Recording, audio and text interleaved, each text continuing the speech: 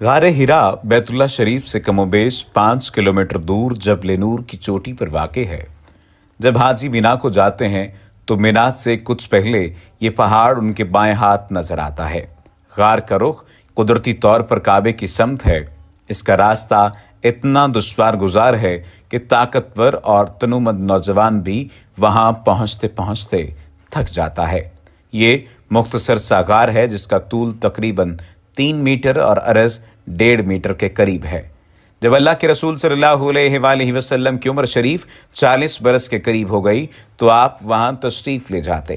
آپ کے ہمراہ پانی اور ستو ہوتے۔ بعض اوقات حضرت خدیجہ بھی آپ صلی اللہ علیہ وآلہ وسلم کے ہمراہ جاتی اور قریب ہی کسی جگہ موجود رہتی۔ آپ رمضان بھر اس غار میں قیام فرماتے، آنے جانے والے مسکینوں اور مسافروں کو کھانا کھلاتے اور بقیہ اوقات اللہ تعالیٰ کی عبادت میں گزارتے۔ حضرت سیدہ عائشہ رضی اللہ تعالیٰ عنہا فرماتی ہیں کہ پھر خلوت آپ کو محبوب بنا دی گئی اور آپ غار ہرا میں جا کر خلوت گزیں ہوتے۔ آپ اللہ کی یاد اور غور و فکر میں مشغول رہتے۔ سیرت نگاروں نے اسے تہنس کا نام دیا ہے، جس کا مفہوم اور مطلب گوشہ نشینی ہے۔ تعبد یعنی عبادت کرنے اور گناہوں سے بچنے کے ہیں۔ بعض نے غور و فکر اور عبرت پذیری کے بھی معنی بیان کیے ہیں۔ آپ نے عبادت کے اس طریقے کو غور و فکر اور یاد الہی کے لیے بہترین ذریعہ سمجھا۔ غار ہرا کے اس خلوت قدہ میں آپ اس حقیقت کے متلاشی تھے جو اس سے قبل آپ کو کہیں نہیں مل سکی تھی۔ اس حقیقت کے ذرائع میں آپ کی نظر کے سامنے یہ وسیع و عریض عالم تھا۔ اوپر نظر اٹھا کر دیکھتے تو صاف و شفاف نیلگوں آسمان نظر آتا۔ دن کو آفتاب اپنی کرنیں اس کائنات پر لٹاتا، رات کو جھلملاتے تارے اور چاند کی چاندنی صحرا پر پھیل جاتی۔ آپ کائنات کے مشاہد اور اس کے پیچھے کار فرما قدرت نادرہ پر غور فرماتے۔ اللہ کے رسول صلی اللہ علیہ وآلہ وسلم کو اپنی قوم کے شرکیہ عقائد اور واہیات تصور پر بالکل اطمینان نہ تھا۔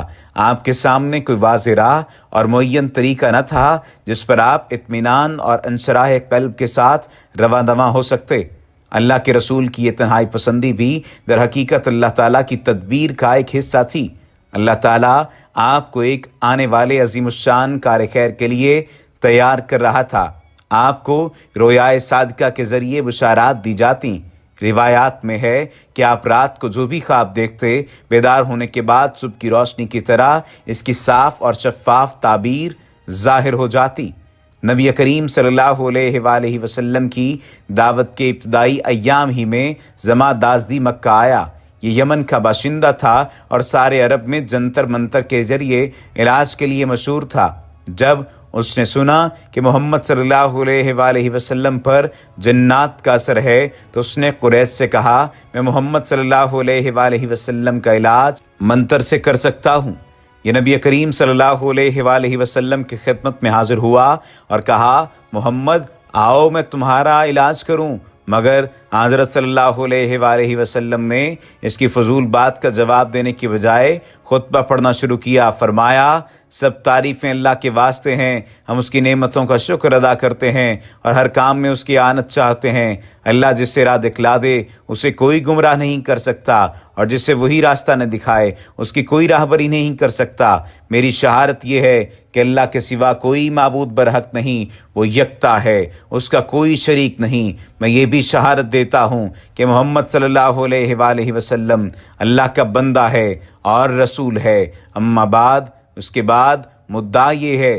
جماعت نے بس اتنے ہی ارشادات سنے تھے کہ جھوم اٹھا اور بولا، یہی کلمات پھر سنا دیجئے۔ 2-3 دفعہ اس نے یہی کلمات توجہ سے سنے اور بے اختیار بول اٹھا، میں نے بہت سے کاہن دیکھے، ساحر دیکھے اور شاعروں کو سنا، لیکن ایسا کلام تو میں نے کسی سے کبھی سنا ہی نہیں۔ یہ کلمات تو ایک اتھاہ سمندر جیسے ہیں۔ اے محمد، اللہ کے لیے اپنا ہاتھ بڑھائیے تاکہ میں اسلام پر آپ صلی اللہ علیہ وآلہ وسلم کی بیعت کر لوں۔ خالد بن سعید بن عاص بن امیہ اپنے سب مسلمانوں سے پہلے، اپنے بھائیوں سے پہلے مسلمان ہوئے۔ ان کے آغاز اسلام کا قصہ کچھ یوں ہے کہ انہوں نے خواب میں دیکھا کہ وہ نہایت وسیع و عریض آگ کے گڑھے کے کنارے کھڑے ہوئے ہیں اور کوئی اس میں انہیں دھکیل رہا ہے، جبکہ رسول اللہ صلی اللہ علیہ وآلہ وسلم اس کی کمر تھامے ہوئے ہیں۔ وہ گھبرا کر نیند سے بیدار ہوئے اور بولے، واللہ یہ خواب سچا ہے۔ یہ خواب ابوبکر صدیق رضی اللہ تعالیٰ عنہ کو سنایا۔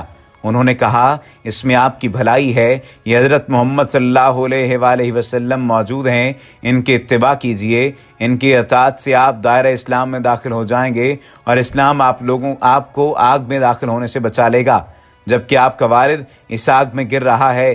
پھر ان کی رسول اللہ صلی اللہ علیہ وآلہ وسلم سے محلہ اجیاد میں ملاقات ہوئی۔ عرض کیا، اے اللہ کے رسول، آپ کس بات کی دعوت دیتے ہیں؟ آپ صلی اللہ علیہ وآلہ وسلم نے فرمایا، میں آپ کو اللہ وحدہ لا شریک کی توحید کی طرف دعوت دیتا ہوں اور محمد رسول اللہ صلی اللہ علیہ وآلہ وسلم کی رسالت کی طرف دعوت دیتا ہوں۔ بتوں کی پرستش ترک کر دو، وہ سنتے ہیں نہ دیکھتے ہیں، نہ ہی نفع و نقصان کے مالک ہیں، نہ ہی وہ اپنی پوجا کرنے والوں کو پہچانتے ہیں۔ یہ سن کر خالد رضی اللہ تعالیٰ عنہ نے کلمہ توحید پڑھا اور مسلمان ہو گئے۔ والد کو ان کے اسلام کے بارے میں معلوم ہوا تو انہیں تلاش کر کے لایا، سخت ڈانٹ ڈپٹ کی اور نہایت غصے سے کہا، واللہ اب ہم تمہیں کھانا نہیں دیں گے۔ خالد نے کہا، آپ نہ دیں گے تو اللہ تعالیٰ مجھے اپنے پاس سے رزق عطا کر دے گا۔ وہ یہ کہہ کر رسول اللہ صلی اللہ علیہ وآلہ وسلم کی خدمت میں چلے آئے۔ نبوت کے 5ویں سال کے وسط کی بات ہے۔ کافروں کے ظلم و ستم میں بے تحاشا اضافہ ہو گیا۔ جور و ستم کا سلسلہ نبوت کے 4تھے سال سے شروع ہوا تھا، جو دن بدن بڑھتا چلا گیا۔ مسلمانوں کے لیے مکہ مکرمہ میں رہنا دو بھر ہو گیا اور وہ اس اذیت ناک صورتحال سے نجات کی تدابیر سوچنے لگے۔ ہمسایہ ملک حبشہ کا بادشاہ اسہمہ ایک عادل حکمران تھا، اس کا لقب نجاشی تھا۔ وہاں رعیت پر کوئی ظلم و ستم نہیں ہوتا تھا۔ اللہ کے رسول صلی اللہ علیہ وآلہ وسلم سے اپنے ساتھیوں پر ظلم و برداشت نہیں ہو رہا تھا۔ یہ ظلم و ستم صرف فقراء اور مساکین ہی پر نہ تھا، بلکہ کھاتے پیتے گھرانے بھی اس کی زد میں تھے۔ اللہ کے رسول صلی اللہ علیہ وآلہ وسلم نے صحابہ رضوان اللہ علیہم اجمعین کو مشورہ دیا تھا کہ چپ کے مکہ چھوڑ دو اور حبشہ چلے جاؤ تاکہ وہاں امن و سکون سے رہ سکو۔ حبشہ کی سرزمین اہل مکہ کے لیے اجنبی نہ تھی۔ قریش کے لوگ وہاں تجارت کے لیے جایا کرتے تھے۔ جزیرہ عرب میں ہمیشہ حبشہ ایک تجارتی مرکز کی حیثیت سے معروف تھا۔ امام طبری فرماتے ہیں کہ حبشہ کو ہجرت کا ایک سبب یہ بھی تھا کہ حبشہ کی سرزمین قریش کے لیے تجارت کا مرکز تھی، وہاں امن و امان تھا، ایک عادل حکمران تھا۔ ابن عبد البر نے لکھا ہے کہ اللہ کے رسول صلی اللہ علیہ وآلہ وسلم جب شعب ابی طالب میں مقیم تھے تو مسلمانوں کو حکم دیا کہ حبشہ کی طرف ہجرت کر جائیں، جبکہ ابن حبان نے لکھا ہے کہ قریش سردیوں کے موسم میں تجارت کے لیے حبشہ جاتے تھے۔ چنانچہ رجب 5 ہجری میں صحابہ کرام رضوان اللہ علیہم کی پہلی جماعت نے حبشہ کی جانب ہجرت کی۔ اس جماعت میں 12 مرد اور 4 عورتیں تھیں، جن میں اللہ تعالیٰ کے رسول صلی اللہ علیہ وآلہ وسلم کے داماد حضرت عثمان بن عفان اور آپ صلی اللہ علیہ وآلہ وسلم کی صاحبزادی حضرت رقیہ بھی شامل تھیں۔ اس قافلے کے امیر حضرت عثمان بن عفان رضی اللہ تعالیٰ عنہ تھے۔ امام ابن کثیر رحمۃ اللہ تعالیٰ علیہ بیان کرتے ہیں کہ جب حضرت عثمان بن عفان رقیہ رضی اللہ تعالیٰ عنہ سمیت ہجرت کر کے وہاں حبشہ چلے گئے اور اللہ کے رسول صلی اللہ علیہ وآلہ وسلم کو خاصے عرصے تک ان کی خیریت اور عافیت کی خبر معلوم نہ ہو سکی، اچانک ایک دن ایک قریشی عورت نے آپ کو بتایا کہ میں نے آپ کے داماد کو اہل و عیال سمیت دیکھا ہے۔ آپ نے پوچھا، تم نے انہیں کس حالت میں دیکھا؟ اس خاتون نے بتایا، میں نے دیکھا کہ وہ اپنی بیوی کو گدھے پر سوار کیے لیے جا رہے ہیں۔ یہ سن کر اللہ کے رسول صلی اللہ علیہ وآلہ وسلم نے ان کے لیے یہ دعا فرمائی کہ اللہ ان کا حامی و ناصر ہو۔ حضرت ابراہیم اور حضرت لوط علیہ السلام کے بعد یہ پہلا گھرانہ ہے جس نے اللہ کی راہ میں ہجرت کی۔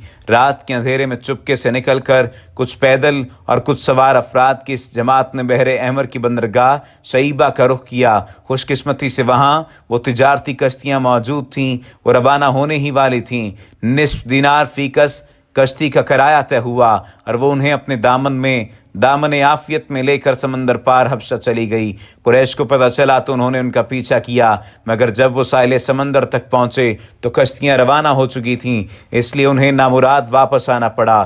یہاں یہ حقیقت ذہن نشین رہنی چاہیے کہ اسلام کے فدائی ہر قسم کی تکلیف جھیل سکتے ہیں، اور ان کا پیمانہ صبر لبریز ہونے والا نہیں تھا، لیکن حاصلات اس قدر دشوار ہو گئے تھے کہ مکہ میں رہ کر فرائض اسلام کا آزادی سے بجا لانا ناممکن ہو گیا تھا۔ عالم یہ تھا کہ اس وقت حرم کعبہ میں کوئی شخص بلند آواز سے قرآن نہیں پڑھ سکتا تھا۔ حضرت عبداللہ بن مسعود رضی اللہ تعالی عنہ اسلام لائے تو انہوں نے کہا کہ میں یہ فرض ضرور ادا کروں گا۔ لوگوں نے منع کیا، وہ باز نہ آئے، حرم میں گئے اور مقام ابراہیم کے پاس کھڑے ہو کر سورہ رحمان کی تلاوت شروع کر دی۔